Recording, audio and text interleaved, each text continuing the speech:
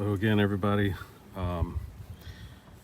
It's been a while since I posted a video, but I own a 2003 Ford Expedition Eddie Bauer, and I was having the problem of my nozzle clogging, and I took the cowls off. And in order to do that, you take two 15mm bolts off from the washer arm, and they come off. Just make sure you don't ruin the splines that are in there that match up. Let's see if you can see it.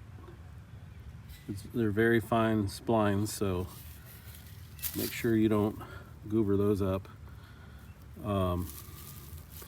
And I sprayed a little bit of WD-40 on there, let it soak for a couple of minutes.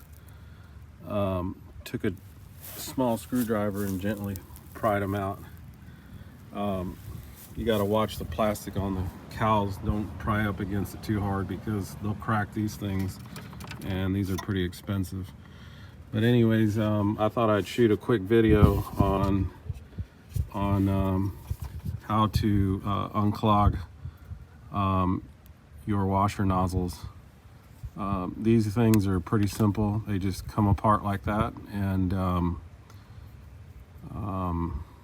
mine was clogged up on the driver's side, so I got a can of air spray for computers and just took it down that side of the nozzle, and mine was pretty clogged up.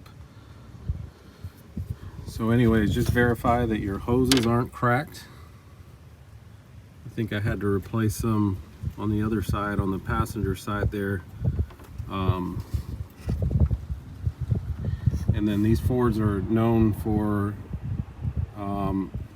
having some misfires in the back. I think that's 7 and 8, and then also maybe on 3 and 4.